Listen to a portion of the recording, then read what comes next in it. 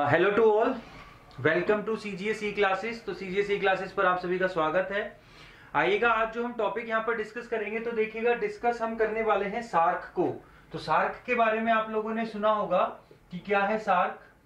तो जो हमारा सार्क ग्रुप है, सार्क जो कंट्री है हमारी या सार्क ऑर्गेनाइजेशन है, उसके बारे में जितने भी इंपॉर्टेंट क्वेश्चन हमारे आने वाले एग्जाम्स में बनते हैं, क्योंकि आपने जनरली देखा होगा कि जो हमारा जीए वाला पार्ट होता है, जनरल अवेयरनेस वाला, वहां पर जनरली सार्क से क्वेश्चन पूछ लिए जाते हैं। अब किस तरह के क्वेश्चन वो होंगे, वो सब हम यहाँ पर डिस्कस करने वाले हैं। तो ध्यान से देखिएगा इस पूरे सेशन को, ज्यादा देर का नहीं है, लेकिन जो चीजें पढ़ाई जाएंगी केवल वही इंपॉर्टेंट चीजें आपको पढ़ाई जाएंगी जो आपके एग्जाम के पॉइंट ऑफ व्यू से ठीक है। मतलब इधर उधर की बातें ज्यादा नहीं पढ़ाई जाएंगी इसके अंदर। तो यहां पर अगर मैं सार्क की बात करूं तो जो सार्क के अंदर है, तो सबसे पहले तो इसकी फुल फॉर्म इंपॉर्टेंट है। तो इसकी फुल फॉर्म को हम एक बार जान लेते हैं कि इसकी फुल फॉर्म क्या है, क्योंकि जनरली कई बार क्या होता है कि फुल फॉर्म से भी क्वेश्चन बन जाता है। अब फुल फॉर्म से किस तरह का क्वेश्चन बनेगा उसको हम एक बार यहां पर देख लेते हैं। तो सबसे पहले मैं बात करूं तो S stands for south Asian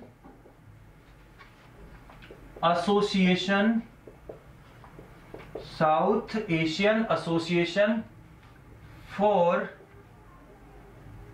regional, और रीजनल के बाद क्या आ जाएगा, कॉपरेशन, रीजनल कॉपरेशन। ठीक है, तो यहां पर ये तो थी फुल फॉर्म। तो फुल फॉर्म में आप लोगों को एक चीज ध्यान रखनी है, सबसे ज्यादा जो फुल फॉर्म में ध्यान रखने वाली बात थी, ये इसका पॉइंट नंबर 1 है एक तरीके से। तो यहां पर अगर मैं बात करूं South Asian Association for Regional Cooperation, तो यहां पर मैं नॉर्मली आप लोगों को बोलूं कि फुल फॉर्म में सबसे ज्यादा गड़बड़ी कहां होती है। आपको क्या देंगे क्वेश्चन में कि सार्क की फुल फॉर्म बताइएगा।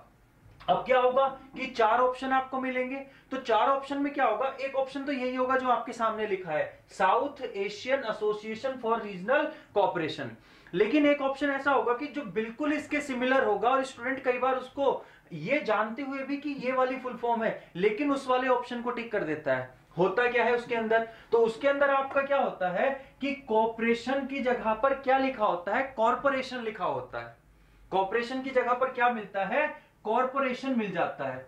तो जो कॉर्पोरेशन है आपका वो क्या है, गलत है, ध्यान रखिएगा। तो हम कई बार पूरा देख लेते हैं, लास्ट तक देखते नहीं और उसको टिक लगा देते हैं। और ये वाला कॉर्पोरेशन जो सेकंड वाला ऑप्शन है, ये कहीं ऊपर होता है, ये पहले आ रहा होता है। दूसरी बात, कई बार इसका क्या कर देंगे, यहां पर एशियन का एशियान कर देंगे यहां पर, तो ये गड़बड़ कर देते हैं कई बार। तो इस तरह की जो छोटी छोटी चीजें हैं फुल फॉर्म्स में, वो आपने ध्यान रखनी है।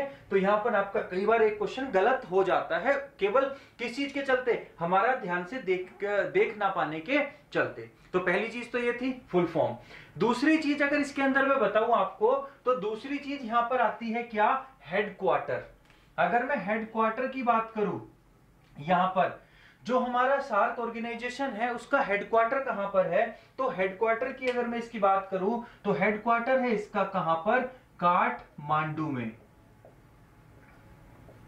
काठमांडू में।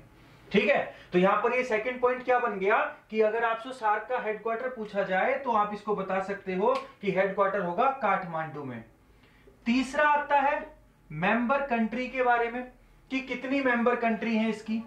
तो देखिएगा, ध्यान रखिएगा, अगर मैं बात करूं तो हेडक्वार्टर देखो जनरली सबको पता है कि काठमांडू में है। तो काठ से बना क्या, 8, 8 मतलब 8। ठीक है, तो काठ 8, तो 8 कंट्री कहां पर है, मतलब 8 कंट्री का हेडक्वार्टर कहां है, काठमांडू में। ओके, तो ध्यान रखिएगा, मेंबर जो है वो 8 कंट्री हैं।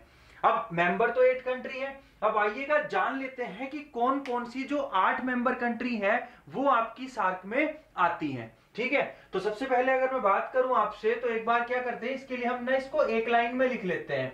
अब एक लाइन में हम इसको लिख लेंगे तो हमें क्या रहेंगी, कंट्री याद रहेंगी। कैसे, अब देखो जैसे थोड़े दिन पहले क्या हुआ था कि भारत ने सर्जिकल स्ट्राइक की थी पाकिस्तान पर। ठीक है, अब पाकिस्तान पर जब सर्जिकल स्ट्राइक की थी, तो लेकिन उससे पहले भी भारत ने और बहुत सारी स्ट्राइक थी जो पाकिस्तान पर कर दी थी। मतलब क्या कि भारत ने जो है पाकिस्तान का सारा माल पानी रोक दिया था, ना तो आ रहा था और ना वहां को जा रहा था। तो मतलब इसमें क्या आया कि देखिएगा, इसमें क्या हो गया कि इंडिया ने, ध्यान रखेंगे किस तरह से हम इसको याद कर सकते हैं सार्क में, इंडिया ने पाक का, पाक मतलब पाकिस्तान का, या पूरा भी लिख सकते हो, इंडिया ने पाकिस्तान का क्या, सब को इस तरह लिख लेंगे, सब माल पानी क्या कर दिया, बंद कर दिया। सब माल पानी क्या कर दिया, बंद कर दिया। ओके, तो यहां पर मैंने क्या लिखा कि इंडिया ने पाकिस्तान का सब माल पानी बंद कर दिया। अब जहां जहां पर मैंने अंडरलाइन किया है वहां वहां से हम उठा लेंगे, तो इसको तो हम एज इट ले लेंगे, इंडिया। अब ये जो ने है आपका, यहां से क्या बन जाएगा, नेपाल। तो ने से क्या बन गया, नेपाल। पाकिस्तान एज इट लिखा हुआ है, ठीक है। उसके बाद अगर हम बात करें सब की, तो सब में कौन कौन आ गया, एक आ गया Sri Lanka, S for Sri Lanka, B for Bhutan and B for Bangladesh. ये क्या होगा कि आपको एक हेल्प हो जाएगी, जैसे कई बार एक दो कंट्री हम भूल जाते हैं, वैसे तो जनरली नॉर्मली भी याद हो जाएगा, लेकिन जब हम एक दो कंट्री भूल जाते हैं तो वो हम यहां से याद रख सकते हैं, ठीक है। श्रीलंका, भूटान, बांग्लादेश, 3 कंट्री यहां पर हो गई। माल पानी में जो आ गया, माल से बना मालदीव, और मालदीव के बाद बंद कर दिया, तो दिया में जो ए आया, ठीक है, वो ए फॉर क्या है, अफगानिस्तान। अब ध्यान रखिएगा, ये जो ए है ये सबसे एंड में आया है, तो यहां से एक क्वेश्चन ये भी बन सकता है कि जो ए है मतलब अफगानिस्तान है, या ये बोल सकते हैं कि लास्ट कंट्री जो ऐड हुई थी सार्क में वो कौन सी ऐड हुई थी, अफगानिस्तान हुई थी, मतलब अफगानिस्तान सबसे लास्ट में ऐड हुआ है, ये चीज ध्यान रखिएगा। दूसरी चीजें अगर मैं यहां पे बताऊं तो क्वेश्चन किस तरह का बन सकता है, क्वेश्चन ये भी बन सकता है कि इनमें से कौन सी कंट्री शार्क जो ऑर्गेनाइजेशन है उसकी मेंबर नहीं है, तो 4 ऑप्शन में इनमें 8 के अलावा कोई एक नहीं होगी, उसको आप टिक कर दोगे।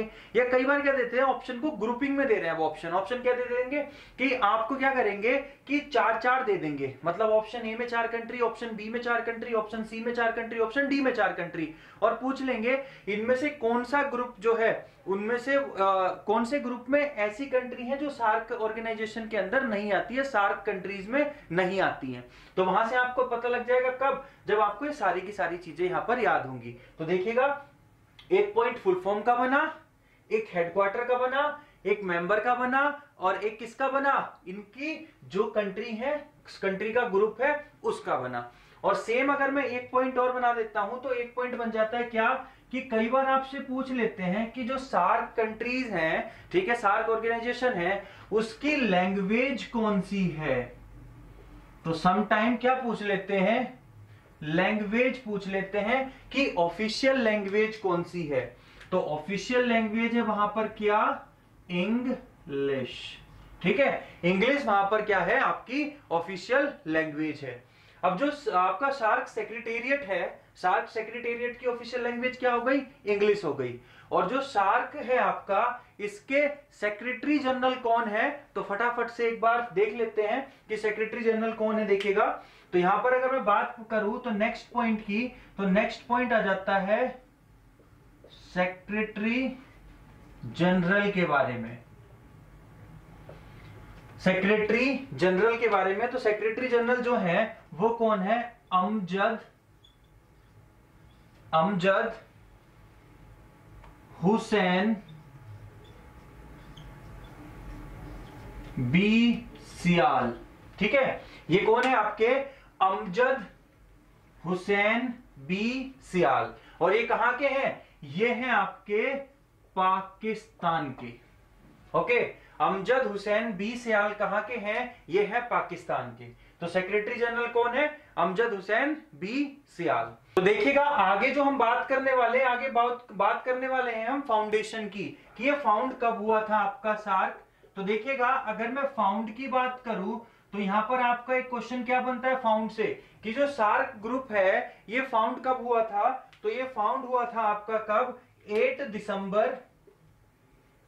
दिसंबर 1985 को। और अगर मैं बात करूं यहां पर 85 को, तो कहां पर हुआ था? ये हुआ था ढाका में। ठीक है, इस चीज का ध्यान रखेंगे। दूसरा एक क्वेश्चन कई बार ये पूछते हैं, सार्क सेक्रेटेरिएट का एस्टेब्लिशमेंट कब हुआ था? तो जो सार्क सेक्रेटेरिएट था उसका एस्टेब्लिशमेंट कब हुआ था आपका, मतलब वो एस्टेब्लिश्ड कब हुआ था? तो ध्यान रखिएगा वो एक अलग डेट है। वो डेट है यहां पर कितनी? 16 जनवरी 1987। तो 16 जनवरी 1987 को एस्टेब्लिश्ड हुआ था। अब जो कि सार्क सेक्रेटेरिएट कहां पर है आपका? काठमांडू में है। तो जब काठमांडू में है तो वहां पर ही हुआ था। दूसरा एक चीज यहां पे पूछ ली जाती है कि जो आपका सार्क सेक्रेटेरिएट एस्टेब्लिश हुआ था उसको इनोग्रेट किसने किया था? तो इसको इनोग्रेट किया था वहां के किंग ने, और किंग का क्या नाम है एक बार मैं लिख देता हूं, लेट किंग इनोग्रेटेड बाय, क्योंकि कई बार ये क्वेश्चन पूछा गया है कि इनोग्रेट किसने किया था। जनरली लोग बाग इसको नहीं पढ़ते, लेकिन पता होना चाहिए क्योंकि कई बार ये क्वेश्चन पूछ लिया गया यहां से। तो लेट किंग वीरेंद्र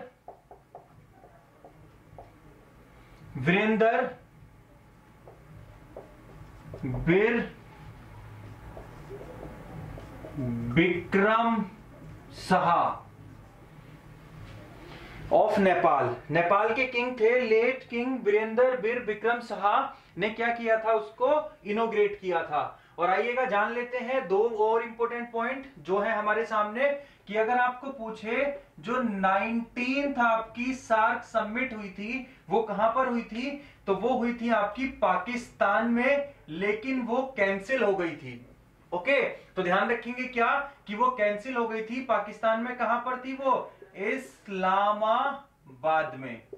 ठीक है, और अगर मैं बात करूं तो ये क्वेश्चन लेटेस्ट बनेगा कि 20th जो आपकी समिट होगी, सार्क समिट, जो 20th सार्क समिट है वो कहां पर? तो 20th सार्क समिट आपकी कहां? श्रीलंका कोलंबो में। तो ये आप लोग थोड़ा सा ध्यान रखोगे। और यहां पर जो चीजें थी वो सार्क से रिलेटेड जितने भी क्वेश्चन बन सकते थे इंपोर्टेंट वन डे एग्जाम के लिए, वो सारे क्या है आपके सामने हैं। एक बात आप समझ लीजिएगा, फिर से मैं आपको बता देता हूं। यहां पर हमने सबसे पहले पढ़ा सार्क, अब एक बार इसको ब्रीफ कर लेते हैं सार्क के बारे में। तो जब सार्क के बारे में हमने पढ़ा तो यहां पर क्या चीजें थी? सबसे पहले इंपॉर्टेंट थी क्या? फुल फॉर्म हमने लिखी थी south Asian Association for regional corporation.